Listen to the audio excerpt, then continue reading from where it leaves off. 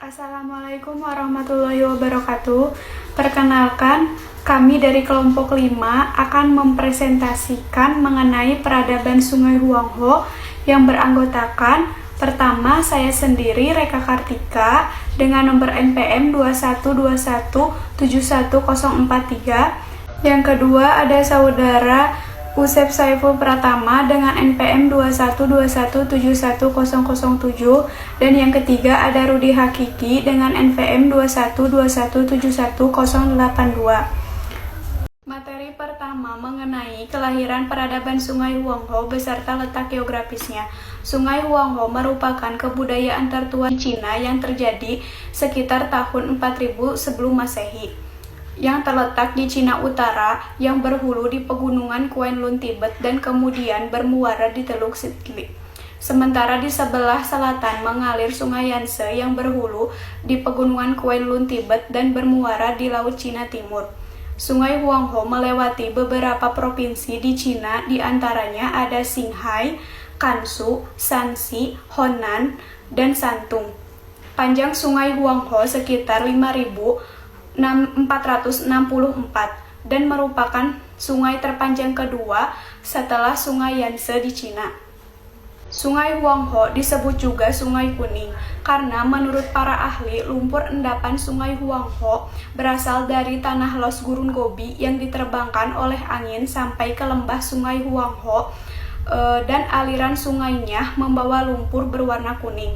Tanah los ini berupa butiran-butiran pasir dari gurun Gobi yang berwarna kuning dan memiliki sifat yang mudah meresap ke dalam air. Sebab itulah Sungai Huangho disebut juga sebagai Sungai Kuning dan di sepanjang alirannya terdapat dataran rendah yang subur. Penduduk asli dari peradaban Sungai Huangho yaitu bangsa Han yang berasal dari daerah pegunungan yang bertanah los yang terdapat di Provinsi Shanxi. Kehidupan para penduduk di Sungai Huangho terpaku pada bidang pertanian yang hasil utamanya ada padi, gandum, dan jagung. Penduduk ini juga mengembangkan hasil perkebunan yang menghasilkan teh, tebu, dan kapas. Selain dari pertanian dan perkebunan, penduduk juga mengembangkan bidang perdagangan ke berbagai mancanegara. Materi kedua mengenai perkembangan peradaban Sungai Huangho. Awal perkembangan peradaban Sungai Huangho dimulai dari aliran lembah Sungai Huangho yang secara geografis pusat pemerintahan dinasti ini terletak di sebelah Cina Utara.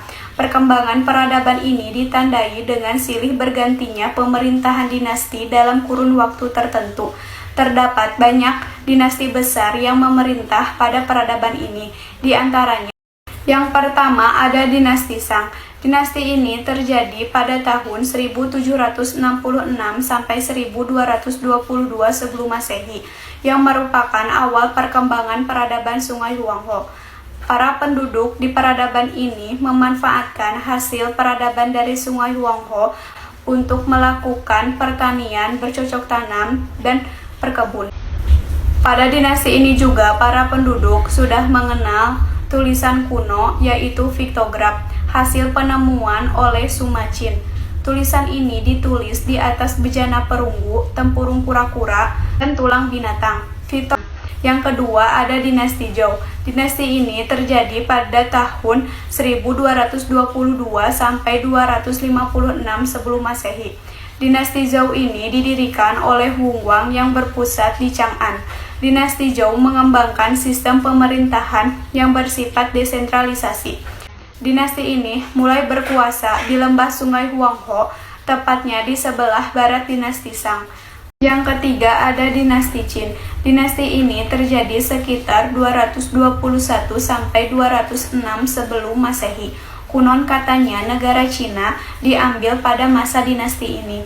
Pada masa dinasti Qin ini menerapkan sistem pemerintahan yang bersifat sentralisasi disebabkan terjadinya kekacauan pada zaman dinasti Zhou.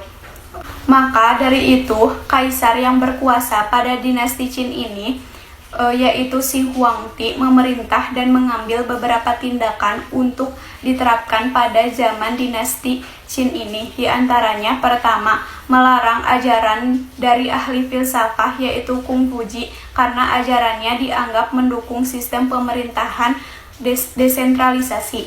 Yang kedua, membangun tembok besar Cina sepanjang 2.250 km yang berfungsi sebagai upaya mencegah masuknya suku-suku nomaden dari utara dan untuk membendung serangan dari musuh.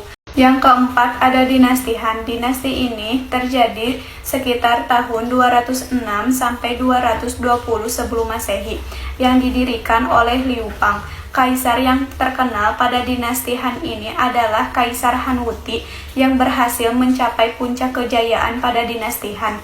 Dinasti Han merupakan dinasti yang paling berpengaruh dalam peradaban ini karena dinasti ini mampu meletakkan dasar-dasar nasionalitas Cina dalam mewarisi penyatuan Cina dari dinasti-dinasti sebelumnya. Wilayah kekaisaran pada dinasti Han ini mencapai Asia Tengah, Korea, Manchuria Selatan, Annam, dan daerah utara Tibet. Selain itu pula, pada dinasti Han ini telah terjalin hubungan perdagangan mancanegara yang jalur perdagangannya dari barat sampai ke Roma. Jalur ini dikenal dengan sebutan Jalan Sutra. Setelah Kaisar Han Wuti meninggal, terjadi kekacauan dan dinasti Han mengalami kemunduran serta runtuh pada tahun 221 sebelum Masehi. Yang kelima, ada dinasti Tang.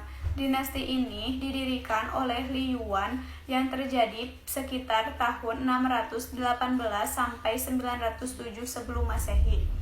Pada dinasti ini tercipta kemakmuran dan kesejahteraan serta perekonomian yang kuat. Kebudayaan dan kesenian dinasti Tang tercapai pada saat masa kaisar yang bergelar Xuanzong. Ia juga merupakan seorang seniman. Adapun keberhasilan yang diraih pada dinasti Tang ini adalah yang pertama, wilayah berhasil diperluas sampai keluar Cina, di antaranya ada Tonkin, Annam, Kampuchea, dan Persia. Yang kedua, kesenian maju pesat pada dinasti Tang ini dengan tokoh di antaranya ada Li Taifo, Tung Fu, dan Wang Wei. Selanjutnya ada sistem perekonomian peradaban Sungai Huangho. Nah, di lembah Sungai Huangho ini terdapat dataran yang rendah, yang subur, kemudian dimanfaatkan oleh para penduduk sebagai media pertanian. Nah, khususnya itu adalah bercocok tanam seperti gandum, padi, teh, jagung, dan kedelai. Nah, tanaman pangan yang utama ditanam itu ialah padi, serta menerapkan sistem pertanian dengan penggunaan pupuk yang baik dan perluasan lahan. Nah, di sistem perekonomian peradaban Sungai Huangho ini, para penduduk lebih fokus itu bercocok tanam. Nah, tanaman pangan yang utama ditanam itu ialah padi. Nah, serta juga menerapkan sistem pertanian dengan penggunaan pupuk yang baik dan perluasan lahan. Nah, yang selanjutnya itu adalah sistem kepercayaan peradaban Sungai Huangho. Nah, penduduk di daerah lembah Sungai Huangho ini tuh mempercayai sistem kepercayaan politeisme, yaitu memuji dewa-dewi yang mempunyai kekuatan alam. Nah, dewa yang mereka sembah itu ada banyak. Di antaranya itu ada dewa Feng Fang, yaitu dewa angin. Yang selanjutnya ada Lei Xi, yaitu dewa angin topan yang digambarkan sebagai naga besar. Yang selanjutnya ada Taishan, dewa yang menguasai bukit suci. Terus ada Hopo, dewa penguasa Sungai Huangho.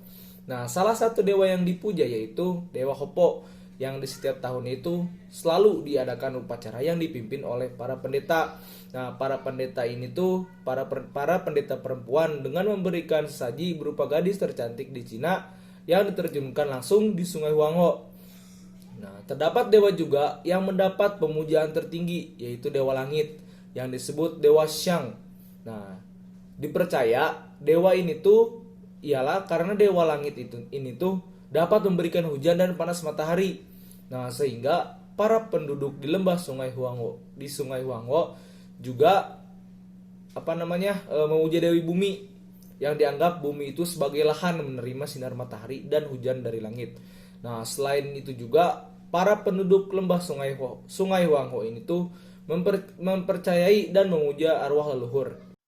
Baik, yang selanjutnya ada materi mengenai kehancuran peradaban Sungai Huangho. Kehancuran peradaban ini dimulai pada akhir masa dinasti Qing. Setelah kegagalan reformasi di bagian utara Tiongkok, terjadi pemberontakan Boxer dengan slogan perjuangan mendukung Qing, menghancurkan asing, Fu Qingmi yang sekutu 8 negara yang terdiri dari Inggris, Amerika Serikat, Prancis, Rusia, Jepang, Jerman, Italia, dan Austria sekali lagi melakukan serangan terhadap Tiongkok dan menduduki Beijing. Dinasti Qing semakin hari semakin melemah.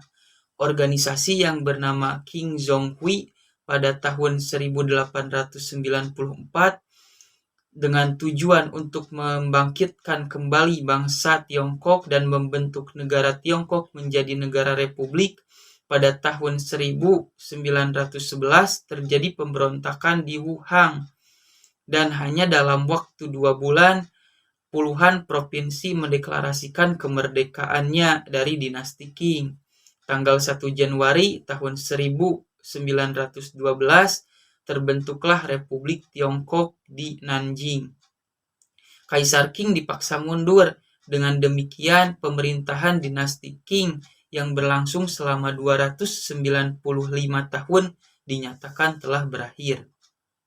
Nah, kemudian ada mengenai hasil kebudayaan dari peradaban Sungai Huangho. Yang pertama ada dari sistem kepercayaannya. Salah satunya terdapat pada sistem kepercayaan yang dipercayai oleh masyarakat setempat.